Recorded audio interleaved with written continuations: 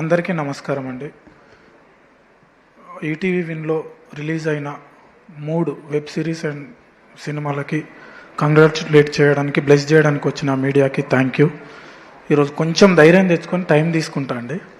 పర్లేదండి. First of all thank you ETV win.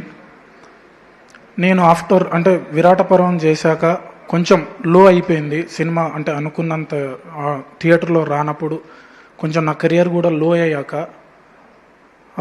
మళ్ళీ నేను అగైన్ స్టార్ట్ చేయాలి మంచి ఫిలిం కోసం చూస్తున్న టైంలో 90s అనే వెబ్ సిరీస్ నాకు అవకాశం వచ్చిందండి. దానికి అవకాశం రావడానికి మెయిన్ రీజన్ నవీన్ మేడారం గారు. Thank you Naveen sir. And Aditya నన్ను నమ్మి 90s అనే వెబ్ సిరీస్ నాకు అవకాశం ఇచ్చాడు. దాని త్రూ నాకు ఈటీవీ విన్తో అసోసియేషన్ స్టార్ట్ అయింది. అక్కడి నుంచి నా కెరియర్ మళ్ళీ ఈ ఆఫ్టర్ 90s నా కెరియర్ మళ్ళీ స్టార్ట్ అయిందండి.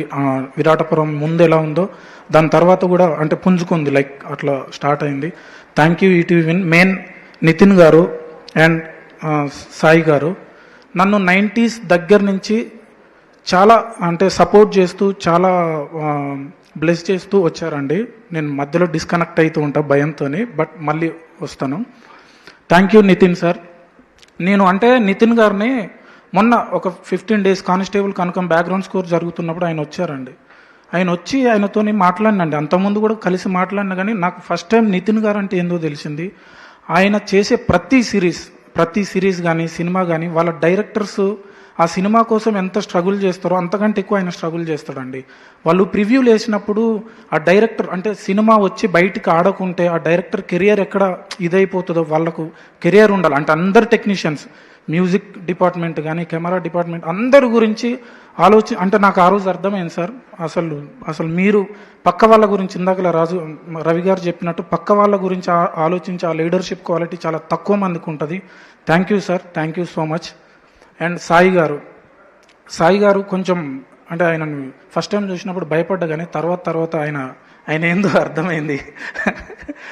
సేమ్ నితిన్ గారికి ఎలాంటి క్వాలిటీ ఉందో ఆయనకు కూడా ఉందండి. మీరిద్దరు లేకపోతే మాలాంటి యంగ్ జనరేషన్స్కి అవకాశాలు అంటే చాలా తక్కువ వస్తాయి.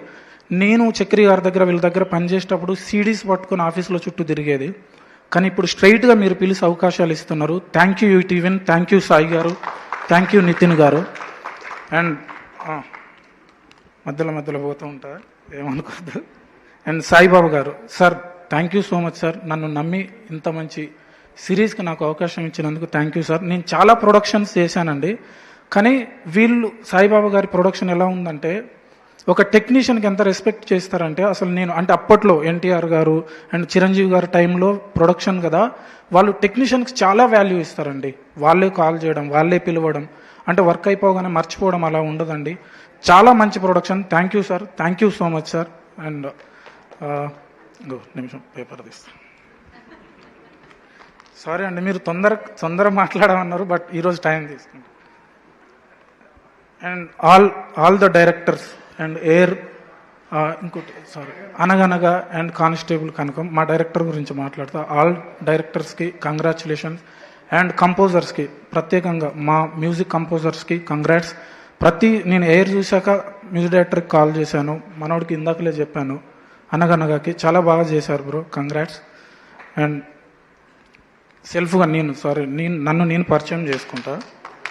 నా పేరు సురేష్ బొబ్బిల్ అండి. నేను ఎందుకు చెప్పుకుంటున్నా నా గురించి అని అంటే, నేను చాలా సినిమాలు చేసిన. మా దోస్తు గారు అరే నువ్వు ఎక్కడ మాట్లాడు, ఏడ కనపడు, నీ పేరు తెలియదు, నా పాటలు వాడి పక్కనే కూర్చొని వింటున్నాడు కానీ అది నా పాట అని తెలియదు. సో అందుకు పరిచయం చేసుకుంటున్నా.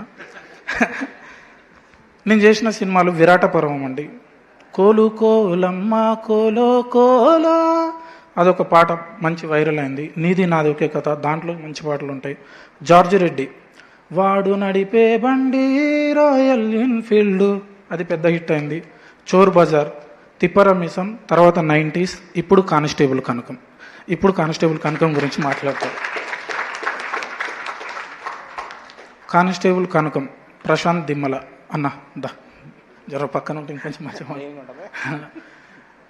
ఈ కానిస్టేబుల్ కనకంకి మ్యూజిక్ ఇంత బాగా రావడానికి మెయిన్ కారణం ప్రశాంత్ అన్న. ఆయనకు మ్యూజిక్ తెలుసు, సింగరు. నేను చేసే ఏదన్నా ఒక ఒక బిట్ కంపోజ్ చేస్తే ఆయన అర్థం చేసుకొని దాంట్లో ఎంతో సోల్ ఉందని వెంటనే అర్థం చేసుకోగలిగే శక్తి ఉంది కాబట్టి ఇంత బాగా వచ్చింది. థ్యాంక్ యూ అన్న. ఒక గొప్ప సిరీస్లో నన్ను పార్ట్ చేసుకున్నందుకు, నన్ను నమ్మినందుకు థ్యాంక్ యూ సో మచ్ అన్న. నెక్స్ట్ సినిమా కూడా ఉంటుందా? థ్యాంక్ యూ అన్న. Thank you. నేను కొంచెం ఫ్లోలో మాట్లాడుతుంటా. బ్రో దా బ్రో, మన గురించి మనమే చెప్పుకోవాలి.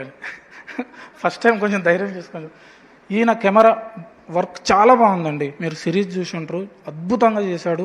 విజువల్స్ లేనిది మ్యూజిక్ ఆ సోల్ రాదు. అంటే మేము ఏదన్నా కంపోజ్ అన్నా కానీ విజువల్ అండ్ కంటెంట్ లేకపోతే మేము కంపోజ్ చేయలేమండి.